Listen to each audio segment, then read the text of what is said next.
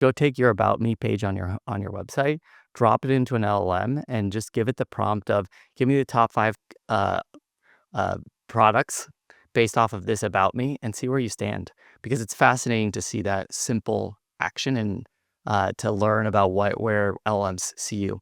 I actually map it out all the different pieces so that my sales teams, my sales dev teams, my marketers all connect in a way that makes sense. And I think the way that it really comes together forcibly is with one tactic, which is having the marketing team build the narrative that the sales team then uses and having that sharpen. That experience typically brings everyone together because, is this the story we're going to market with? Is the story resonating? There's a sea of sameness that's happening right now.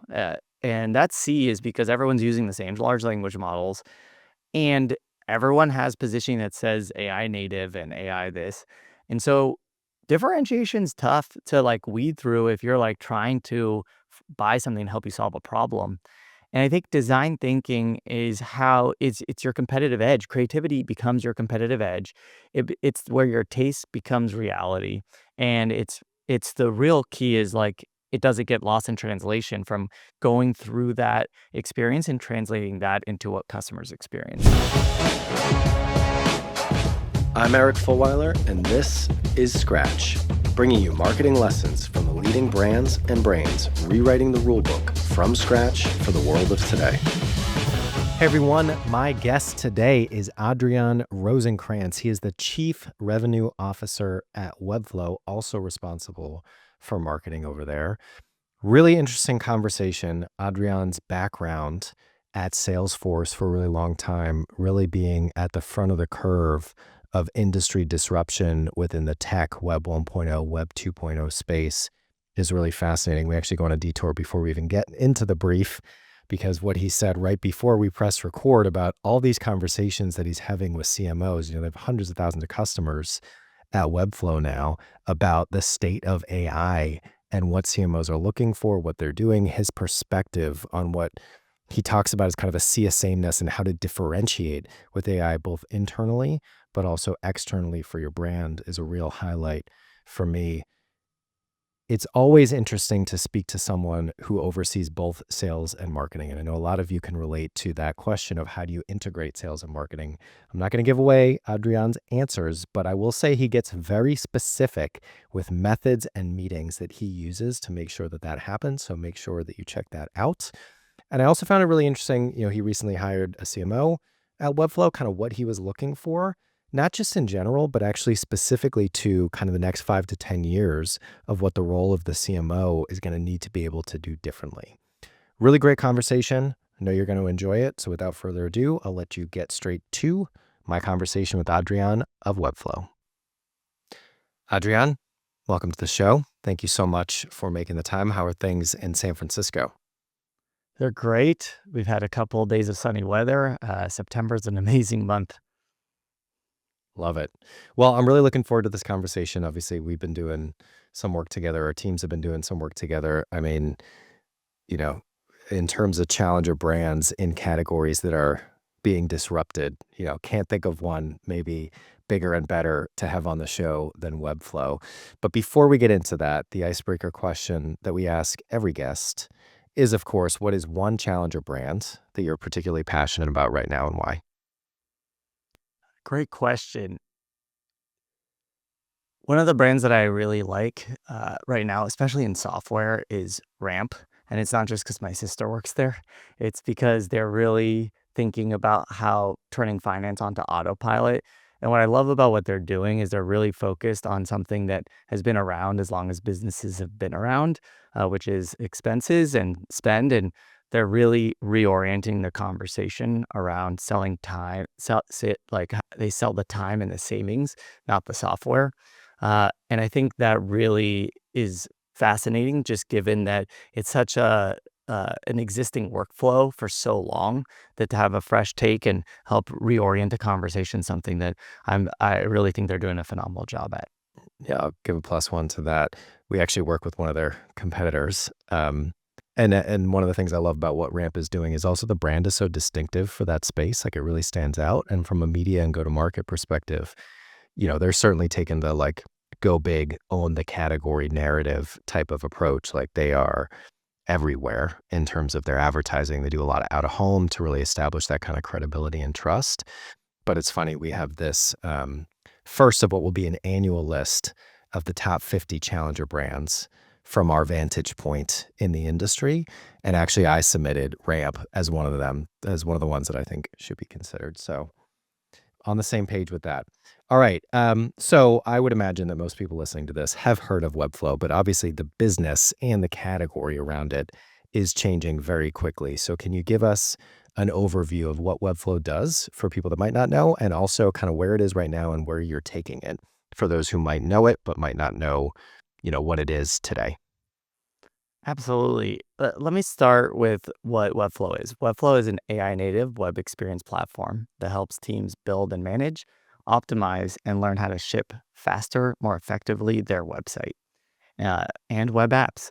And I think what's interesting about this space is if you go back, this space was really created actually when the web was created. I think the most prevalent company is WordPress. Most of the web is actually built on WordPress. It's pretty remarkable. And I think as time has gone on, CMS became a category within it to be able to manage your content. And now we're in a new era. And in this new era, things have to evolve to meet the moment because the way that the web's being consumed is changing so fast. With the introduction of LLMs and how AI is disrupting and really disintermediating the experience. And so it's a really interesting space because it's been around as long as digital's been around, and it's very unique in that there's one specific company, WordPress, that really kicked it off. And we've actually done work in that space, not just with you all, but also with WP Engine on the creative front. So very familiar with how much is going on and kind of where it's going, which is what I think and I know you are really excited about and to see a lot of opportunity within. So we have the whole brief that, of course, we aligned on ahead of time. But before we pressed record, you started talking about what you're seeing and some of the conversations that you're having with CMOs around the state and future of AI in marketing. And I was like, you know what, we got to start there. So before we actually get into the brief that we prepared, can we get a bit from you on what you're seeing, what you're hearing, what you're talking about with and for CMOs on the state of marketing right now in AI? Absolutely. It is such a fascinating time because I've never seen something change so quickly in over a decade, really. So the web, it was always about competing for clicks. It was about competing to get the click to become the destination to your website. You could craft the story there, and it started to evolve. The landscape started to get a little bit fragmented as social media rose. But what's changing now is what used to be we're just competing for clicks with LLMs and how they're crawling the web. Now you're competing to be the answer. And that's a fundamental shift. One part of it is actually quite similar, which is you're still trying to be discovered. But the part that's actually changing fundamentally in a way that we're starting to see seismic shifts in across our customer base and what I'm hearing from CMOs is your website and your digital experiences now having to solve for two things, not just discovery, but the second is to create an experience that delights humans in a way that it never has before. At the same time as it has to actually give context to bots and LLMs to be able to answer questions about you. Because what's happening is that you're getting a wedge in your funnel and you're being disintermediated. Because before the click would lead to you, you could explain who you are. Now there's judgment. There's context aware judgment when a user is asking questions. And one of the recommendations I suggest everyone to do is go take your About Me page on your website, drop it into an LLM, and just give it the prompt of give me the top 5 uh, uh, products based off of this about me, and see where you stand. Because it's fascinating to see that simple action and to learn about where LLMs see you. And just to share some data with that, one of the things we've seen is 125% increase, a surge in LM bots crawling over our 300,000 customers. And so you're really starting to see that disruption. Translating that to what I'm hearing CMOs say and like how to meet that moment, I'm really hearing two flavors of it. One is how do we go show up in that traffic to try to grab that traffic to turn it into revenue? How do we show up with, some call it AIO, some call it AEO with answer engine optimization, AI optimization. How do you show up there? And then the second conversation is, well, we believe that traffic is going to erode either way. But what we also believe is that when we get the traffic, they're going to be so much more qualified that we have to have a highly relevant, personalized experience that can just convert someone with right away because we know who they are, we know what they need, and we can give them something really quickly. And so that's the two flavors is really surging on conversion and also surging to be seen.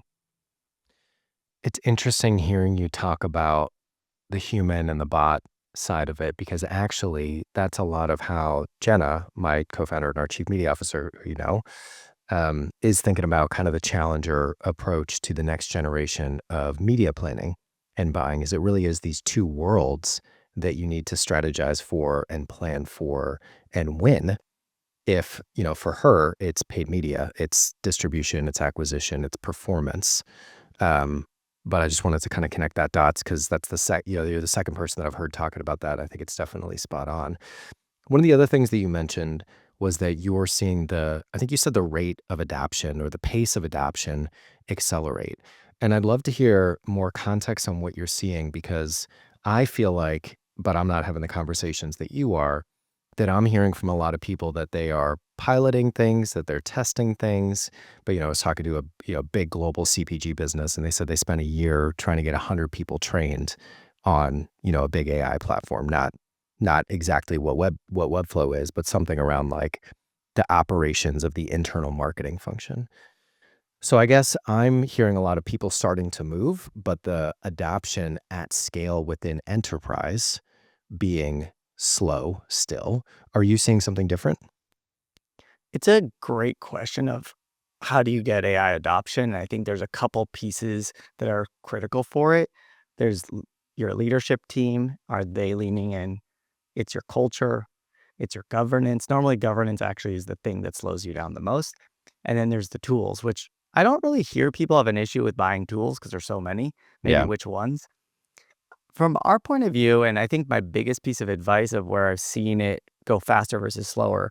So when you tie it to a specific KPI and you're really trying to figure out how to move the needle on that KPI and enabling teams to use AI to do that. So given we just talked about how traffic is eroding and how you're going to meet this moment, a good example is there's a whole set of capabilities to be able to show up in LLMs or convert more effectively. And as you think about what AI workflows you may need to meet that moment, you can start to identify ones that maybe would make sense to invest in. A good example is we know that content freshness shows up much more effectively in SEO and AEO. And so, what are your workflows to use AI to really drive refresh of your content so that you can get to more content, refresh it, keep it, be able to have it be seen more effectively? And that's just an example. But what I found is as we've identified existing workflows, but also really tie it to an outcome. And in our case, responsible for sales and marketing. And I really care about the customer. So I'm really trying to say, like, how do we drive a customer outcome and how do we use AI to make that more effective? Last question on this. I just find it so fascinating that I promise I'll get to the brief. This kind of big event that I mentioned, we're working towards this live stream where I actually didn't tell this part to you, but my co-founder and I are going to walk a marathon on a treadmill while we interview folks like hopefully yourself on kind of what they're seeing and what they're doing in the state of AI and marketing right now. And the reason for that is that we see a lot of similarities in terms of the cycle of adoption and disruption of AI to past technological shifts that have come, Web 2.0, certainly Web 1.0. And so, to be honest, I think there's a little bit of a bubble. However, the technology is absolutely going to be as disruptive and transformative as the internet was. And businesses need to be thinking about the long term, not just the short term. So AI native, that's how we think about what we're trying to do with our business and where things are going. Does that factor in for you at all? Would you, also knowing the next part of this conversation that we're going to go to, spending a long time at Salesforce, one of the winners and success stories of course, the Web 1.0 paradigm shift. So I'd love to hear you talk about or just respond to kind of that, I guess, provocation or perspective. Yeah, it's a great question. Well, first of all, I may not be running on a treadmill while you do, but maybe I should. I know my sister's running a London marathon, so maybe I should get on that too. It's really interesting. I think becoming AI native, understanding how it factors into the next wave, and then the cycle of adoption. As we try to disintegrate all those pieces, I think what's probably hardest right now is that it's changing so quickly. And with each, Chappy GPT or Gemini iteration or Claude iteration, the technology is fundamentally changing and you're having to learn so fast. And I think it's putting a real premium on curiosity and understanding and and really being able to adapt with it. But that's really hard and as you get to even a, not even a large organization, even a small organization, it's really hard, especially if it's creating or you're manufacturing a new workflow that's never existed before, something you never could do, now you can, especially with unstructured data. So, I think where I kind of land on this is I think that the fastest path short term is going to be around taking things that really we never should have been doing, and we had to because there's no choice, and figuring out how to disrupt that workflow, and then shifting into, like, how do we innovate new things? In my case, I actually went as far as to hire, AI engineers in go-to-market to really their job Mm, is to wake up and figure out how to blow up how we work, um, love it. and, uh and so that's how I kind of went to the extreme is we're gonna hire people and we're gonna basically have them come and say, pick off workflows and like invent new ones. We're actually doing something similar. We had our chief product officer join a couple weeks ago who's looking at exactly that. Okay, so a few different directions to go here. Let's go back to the Salesforce thing. I was excited to ask you this question and hear your answers. So you spent a long time at Salesforce. You probably also already mentioned a few of the learnings that you've taken from those chapters of your career. But what did you learn in your time at Salesforce that you're taking to your role at Webflow? It was, one of the best opportunities that I stumbled into it's ending up at Salesforce for over a decade. It was incredible to see how we evolved and grew from an SMB tool that was disrupting the market with cloud all the way up into the enterprise, and solving for both. I think what really clicked for me is Salesforce is incredible at translating this, turning a narrative into an operating cadence. That is the piece that was just remarkable. When in the time I was at Salesforce, a lot evolved. When I first started, people were still using Sugar CRM, and we were positioning cloud mostly and having to explain what cloud was and why you should move to the cloud. Something that is no longer as much of a discussion. And the thing is that it really was a fundamental shift. But what I realized the most in that was that uh, Salesforce's ethos and culture was never afraid of repositioning itself over and over and over again.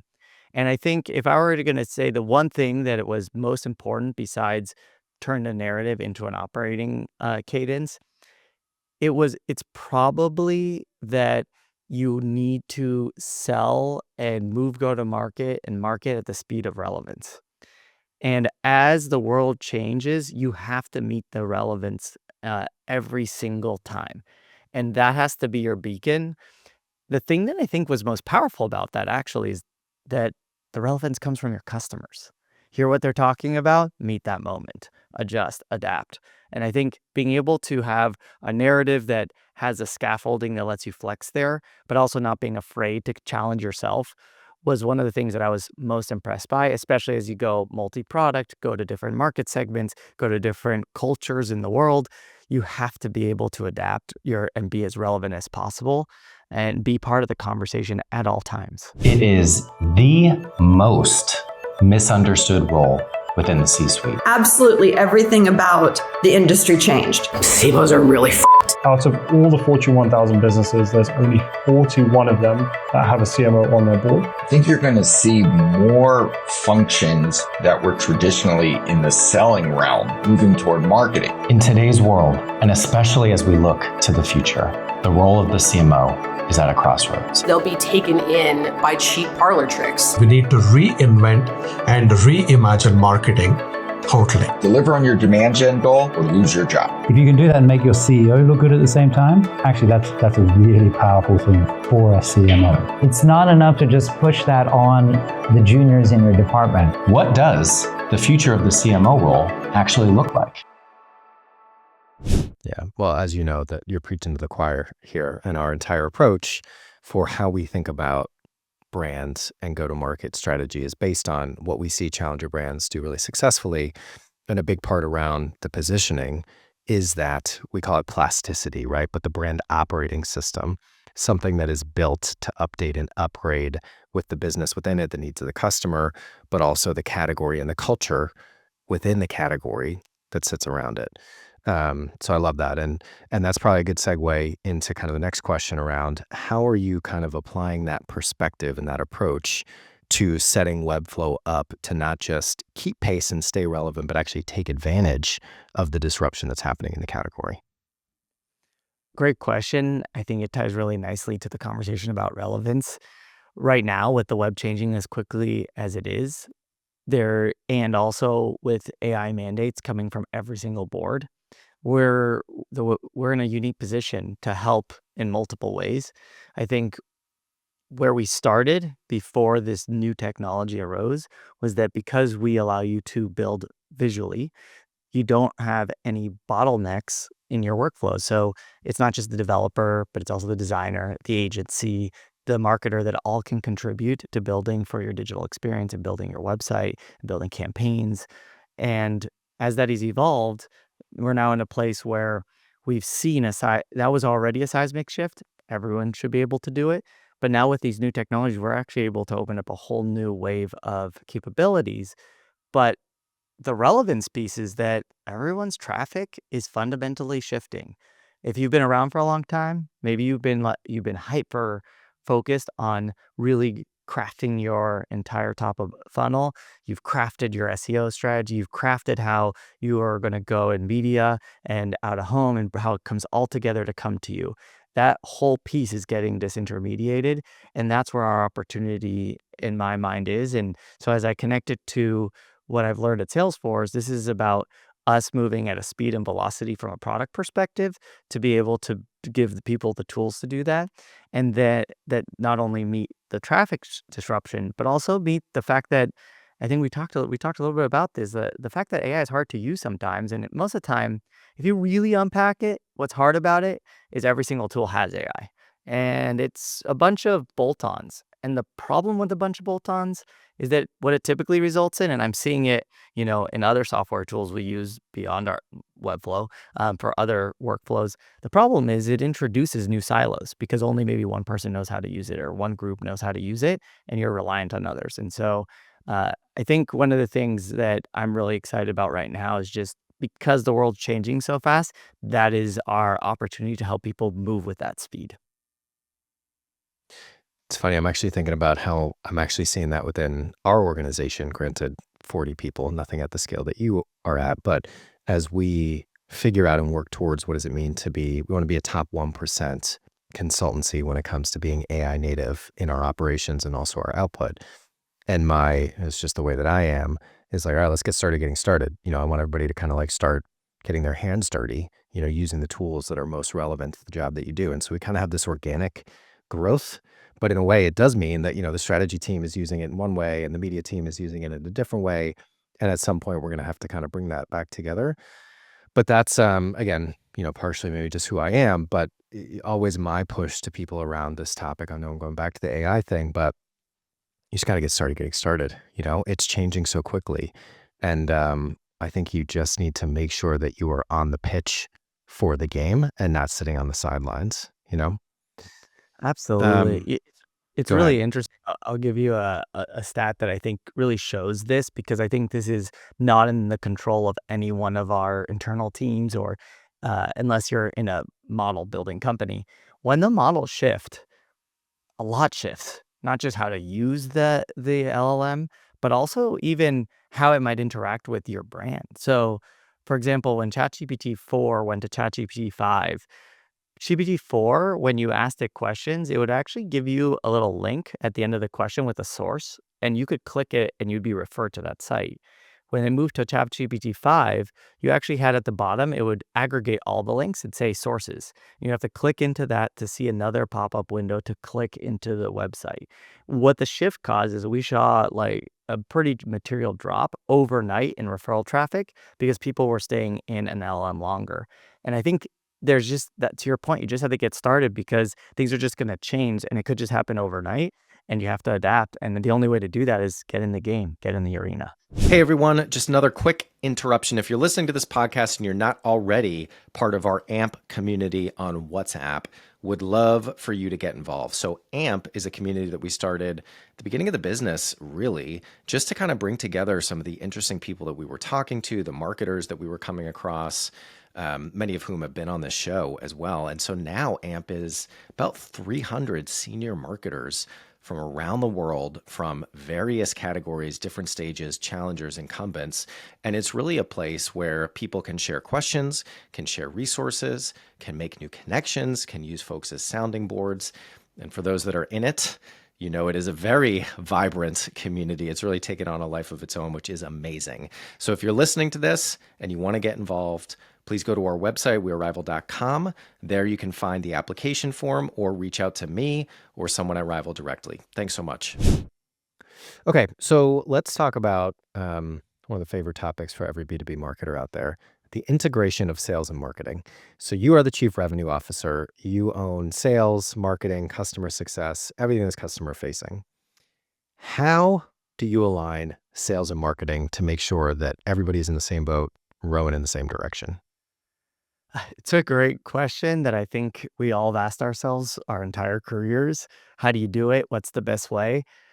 And what I think the easy answer is, but I'll give you the hard answer. But the easy answer is make sure you have the same metrics. I think that's the easiest way to get into different spots is if you have marketing teams with different metrics or goals or metrics that really are untranslatable to a sales organization, the collaboration and how they work is just really hard.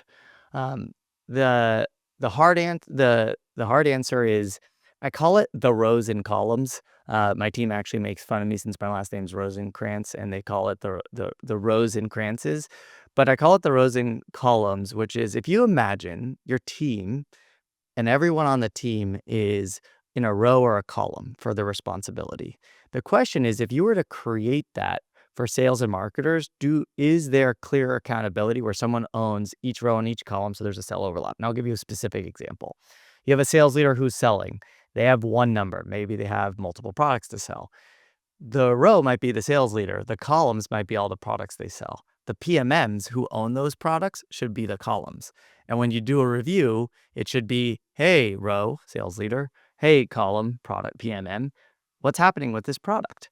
And that review process creates a joint accountability on both sides. If you only have a row and not a column, this person is going to end up blaming marketing instead of actually working the problem. And so that is something I try to implement is I actually map it out all the different pieces so that my sales teams, my sales dev teams, my marketers all connect in a way that makes sense. And I think the way that it really comes together forcibly is with one tactic, which is having the marketing team build the narrative that the sales team then uses and having that sharpen. That experience typically brings everyone together because is this the story we're going to market with? Is this story resonating? And then how do we translate that into business reviews with those rows and columns?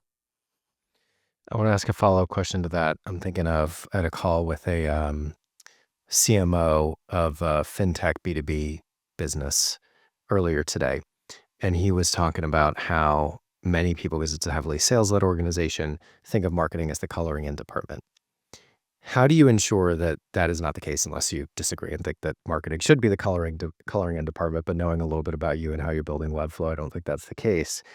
and ensure that your CMO and the marketing team has the proper remit to not just be sales enablement, but do the job of building long-term demand by building the brand and connecting the value of the product to the needs that exist in the market and all that?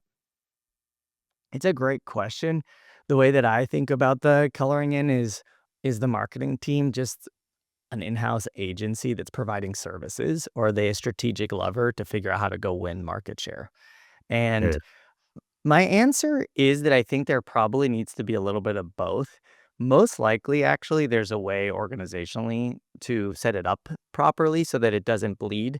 Because what I find is if you don't, quarantine's probably the wrong word, but if you don't create a clear operating model of how the services piece works, then there's always going to be more service asks. Oh, I need this Yeah. like image for this like email template I need, and you're just going to spiral out of control. And I'd say there's two ways that we approach it. The first is we're blessed in that we have both a product-led growth business and a sales-led growth business. So two sales motions that we go to market with. In the product-led, it's really the growth marketing team that's helping drive that revenue. And so there's a revenue number attached to it that's meaningful. And so I view them as an extension of the sales team, even though they're marketers. The second piece is as I ladder up into the brand, this is where my philosophy is to intentionally create almost a studio internally that doesn't have to be big, can be a couple people that basically can clearly have big bets that as a business and as a brand we're trying to go move in the market. And then second place to that comes all the services requests. I think when it gets out of whack, it's tough to really help them drive the strategy. The thing that I would say is probably most important, though, is me telling everyone that I need them to be strategic. Because I think if the sales leader, or in my case, because I own multiple of these functions, if I start to say, no, you need to, I need that deck, um, that is not a strategic ask. Saying, I need you to help me shape the next narrative that every single salesperson is going to be trained on and bring to market, that is more strategic. So you recently hired a CMO, Dave, who we love. What were you looking for when you went to market to recruit for this role? There's, the opportunity of the business, there's the disruption in the category, there's everything AI. There must have been, what was on your kind of scorecard as you were looking for a candidate to come in? This is a time where I was looking for signals over slides, repeatable growth systems that he could deploy. But more importantly, I needed to understand that in today's world, with the way the market's changing, he had to have the ability, uh, even though the team is large, to go deep and roll up his sleeves and be in it, be working the tactics. I think it's kind of like when a brand decides to do a relaunch of positioning or a relaunch of their website that normally comes with the positioning, normally comes with media. In that moment, the CMO is typically deeply, deeply involved in every granular detail because they're trying to nail it. Then when it goes live, they normally zoom out and it's a different flavor of experience. I think right now, with the trends that we talked about at the start of this discussion, we are at a point where things are moving too quickly for us not to be into the details of understanding how we're going to move with this market to stay relevant. And so one of the things that excites me most about Dave is his ability to fly at different altitudes, zoom all the way down and zoom all the way up, to see the bigger picture, but not be blind to how fast the market's moving and continuing to shift us in the moment to win. Yeah, it's interesting. What I'm taking out of that is you obviously need that kind of senior 10,000 foot perspective and point of view on where things are going, what matters most. But it's almost like the more and the faster things are changing, the more important it is to be in the weeds and hands in the dirt, kind of like we were talking about earlier of like, you got to be on the pitch for AI. That's really interesting. All right. Last chapter of the conversation, Adrian, design thinking. So would love to hear, you brought this up in our prep call, something that you're passionate about. It's important to you. Would love to hear, first of all, your definition of design thinking, because, ironically, we actually don't talk about it too much on the podcast, but I actually think that we should. But how important is it to what you've done, how you're approaching your role? What are some of the principles and practices of design thinking for you?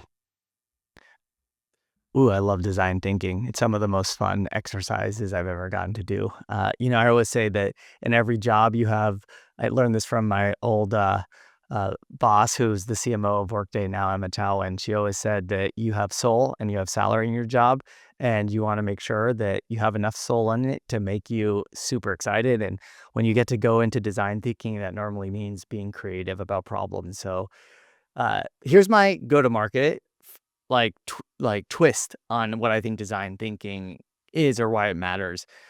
Design thinking and design is how customer experiences your operating model. So that's where like all the work you do, it's how they experience it. And that is the lens I try to take when we go into these really like creative experiences. And I think for me, I'll tie this a little bit back to AI because I really do think this is relevant. There's a sea of sameness that's happening right now. And that sea is because everyone's using the same large language models and everyone has positioning that says AI native and AI this. And so differentiation's tough to like weed through if you're like trying to buy something and help you solve a problem. And I think design thinking is how it's your competitive edge. Creativity becomes your competitive edge. It's where your taste becomes reality, and it's the real key is like it doesn't get lost in translation from going through that experience and translating that into what customers experience. In terms of a couple principles that I like to think about it, um, well, I'd start with my grandfather is one of my he passed away many years ago, but he was one of my biggest mentors, and he always say, "Why do things the same way if there's a better way to do them?"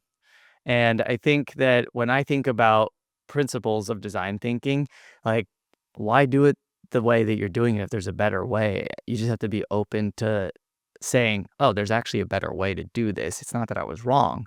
It's not that the decision was wrong. It's that times have changed and there's a better way." And I think that's really critical because I think especially when you go through a cycle and you build something so creative and beautiful and it's really hard to let it go because you put a lot of energy and effort into it.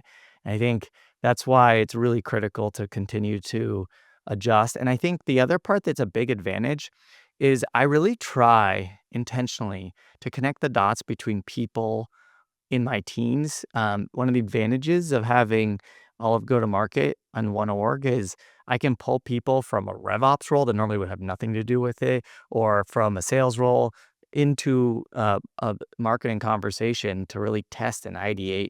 And so uh, I think that's the second one. So the first is like be open to like changing things if there's a better way. The second would be really how do you bring in different perspectives internally? And the third, and this is probably the most important by far, test it in front of your customers. Test it in front of your partners. Do not be shy. Know you will stumble. I can tell you that I've redone our narrative and pitch once at the start of the year. Dave started. We've now redone it again. And the first thing I do, it's fresh. We turn that doc into a slide deck as an example. The first thing I did was without a beat, I pitched it to 5 different customers, showed it to partners, had them give me feedback, tell me where it resonates, where it doesn't, and adapt. And I think that's the secret weapon. But it's funny how often that gets forgotten because you get so academic and you build these things and then you don't road test it. And to me, I am willing to road test it and it not work as fast as possible. And I don't wait for a focus group. I just go 24 hours later, most of the time. All right, so last question before we get into the lightning round. 2 values, principles that I think we both think are very important: innovation and speed. Would love to hear from you how you make sure that for you individually, as you were talking about, why do things the same way? It can often be hard to make sure that you're staying ahead of the curve, especially as you get more senior. So how do you, for yourself, but also your team, make sure that you foster this culture of innovation while at the same time making sure that you're moving quickly on the things that matter? Innovation and what matters the most is such a tricky balance. And it's also tricky because in a leadership role, the worst thing you can do is make people think that they shouldn't be doing this without you. And so you get too involved and they're waiting for you. You don't get involved enough and they're wondering why you're absent and not providing context. So the thing that I have done to operationalize this, and you can talk to anyone in my org, we have a meeting, and it's a meeting that I've designed. It's very unique. It's gone through many names over the years. It's kind of funny because no one thinks it's named right, which is probably part of the secret of it. But basically, we call it a rumble or a debate meeting, but really it's not. It's actually the opposite. It's almost a listen until you feel fully understood meeting. And the way it works is I have a automated process where people can submit whatever challenge we're facing. A problem could be really big. It could be something that we're just missing the mark on, but submit a problem. Then what I do is I get the best people across every level, doesn't matter. Normally I keep this to 6 to 8 people max to bring into this meeting. And we get into the meeting, and the meeting is designed around I share the problem statement that's been pre-crafted. I share exactly who's the decision maker and when, and I remind everyone that that's the decision maker, not them. And it oftentimes is not me. And I then go into the most important part, which is now we're going to go around the room. So everyone's going to share their opinion and point of view on this.